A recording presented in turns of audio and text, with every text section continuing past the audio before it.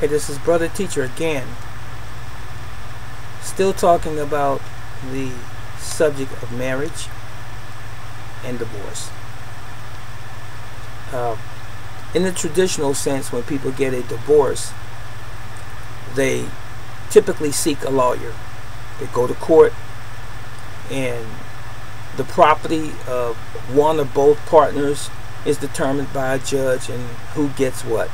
And most of us know that usually judges in these types of cases and or battles lean most of the time to the woman. She usually gets a significant amount of what was accumulated in a relationship over the time that the two people were married. So, I stated in one of my videos that you don't need a license to get married. And I stand on that. But this video is not about license. It is about how God sees divorce. And as I said in that earlier video as well, I could give you scripture, but I want you, the man, the woman, to listen to me right now and use your own mind. Stop, pause, and consider what I'm saying. Not as being the truth, but how you perceive it after I give you what I see it as being. Divorce. Before I talk about it straightforward, let me say this. There's two things that happen in a human being's life that are very pivotal. The greatest thing is when we are all born. That's a reality. And we live our lives on planet Earth for however long we live. And then the other thing is the conclusion of this life. We refer to it as death. That is a certainty. We are all going to die. Now, with that said, is it fair, would it be fair to live your life in misery if you could change it, knowing that you could change it? And if you're like me, you would say no. It wouldn't be fair to live my life in misery knowing that I can change the situation and or circumstance.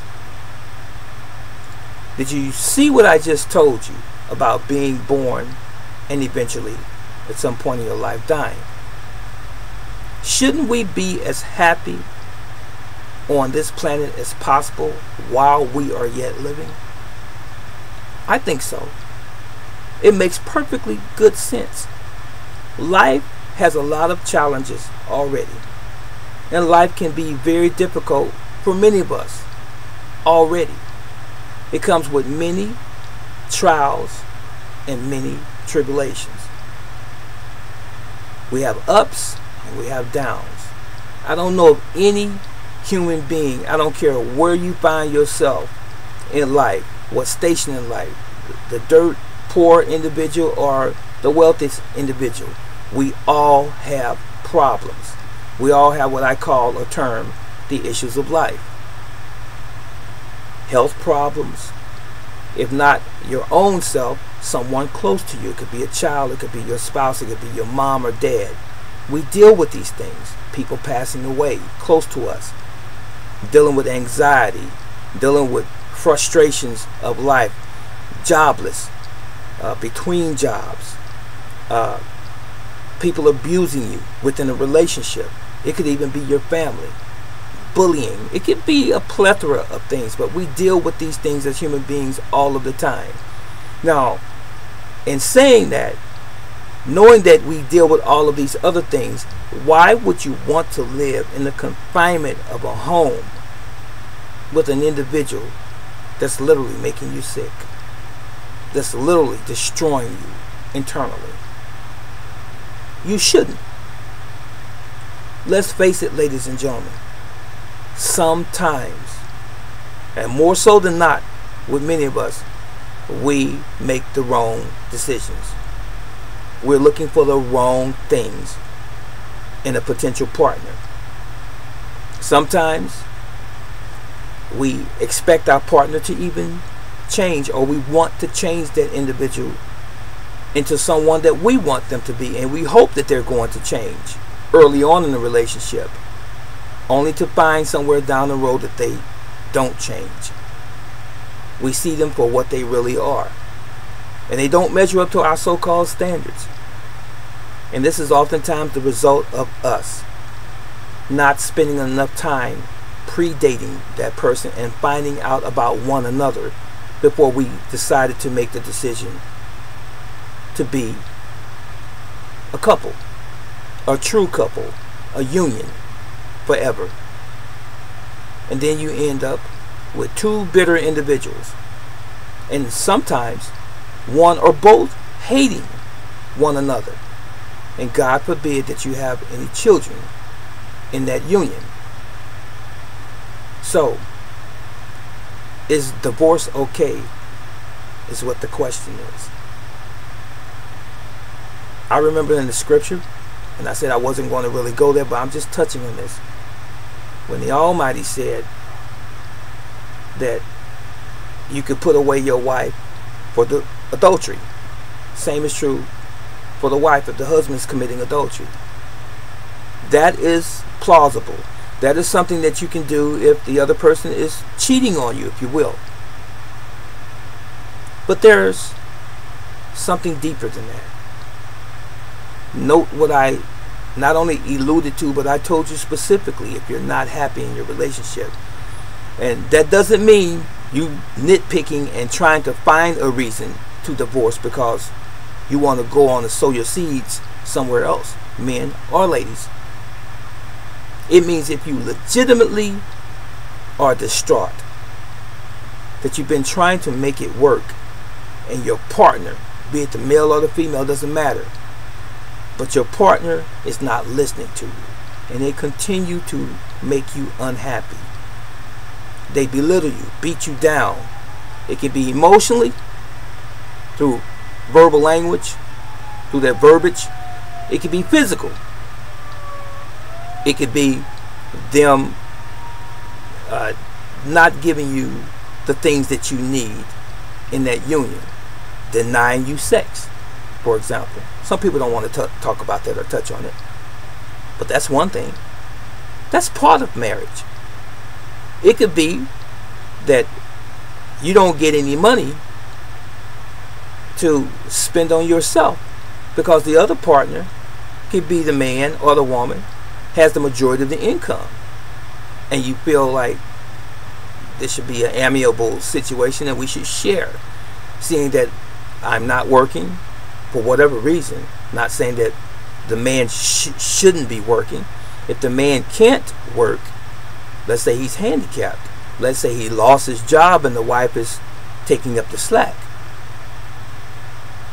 there should be an understanding there. It doesn't belittle him or take anything away from him, mind you.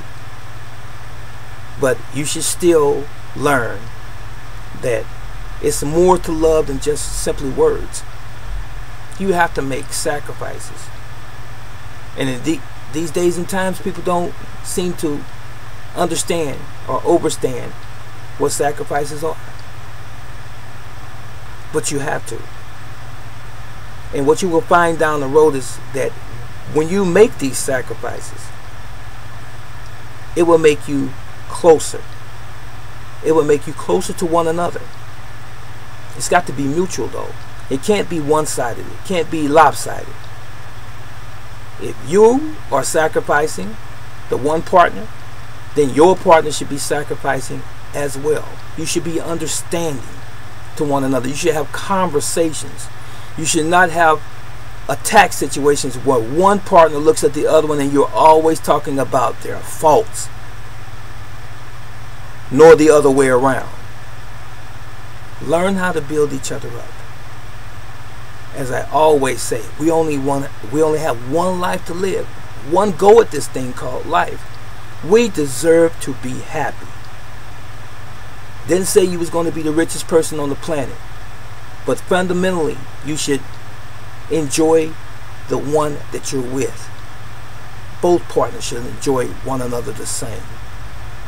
But if things don't work and you're bitter because that person you have found out down the road, however far down the road it is, when you find out that that's not the one for you, you don't have to clash in departing, but you may just simply have to depart. You want to have a conversation with the other partner and let them know what your feelings are, where you stand, and that you are hurting me. I'm not happy any longer. You're giving that individual an opportunity to make it right, to even examine themselves. But while they're doing that, you should be examining yourself as well and make sure that it's not both of you.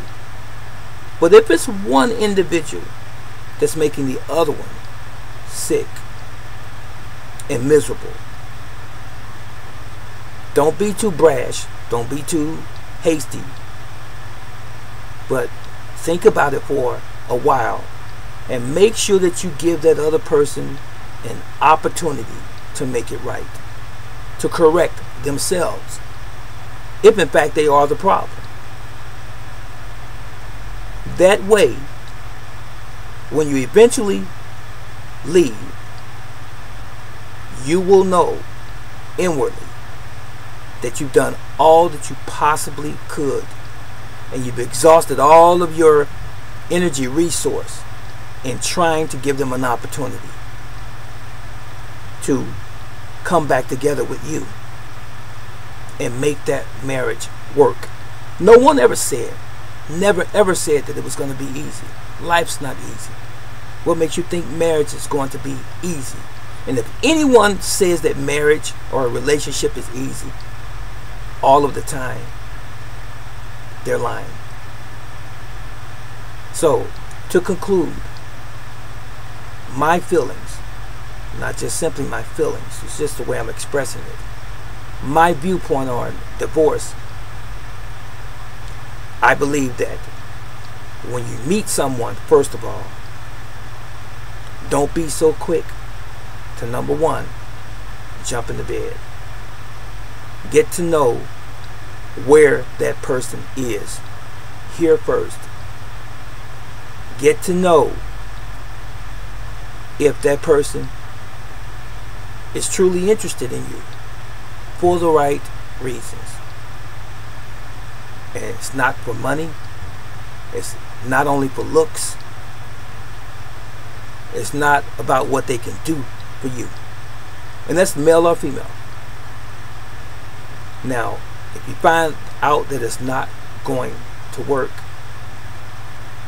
and if you want to keep your sanity, if you want to stay healthy, both physically and mentally, you may just want to divorce and leave that person, that individual, alone. If you have children by that individual, make sure that you have an understanding and that you're always there for the children. Don't just leave that partner high and dry. It would be nice, it would be wonderful if you could leave as adults, as intellectuals. If the other person does not want to comply, it's out of your hands. You've done nothing wrong if you tried. You try to make it the best you possibly can. You try to communicate the best you possibly can. And if they don't listen to you, or if they're bitter, you still have to move on. Because as I said in the beginning of this video, no one needs to be miserable all of their lives with someone that they really don't love, or who doesn't love them. This is Brother Teacher. You know I love you, and you know the Almighty Yahweh loves you as well.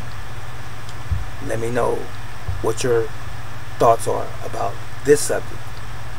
Should people divorce? And is God the Almighty okay with divorce? I believe He is.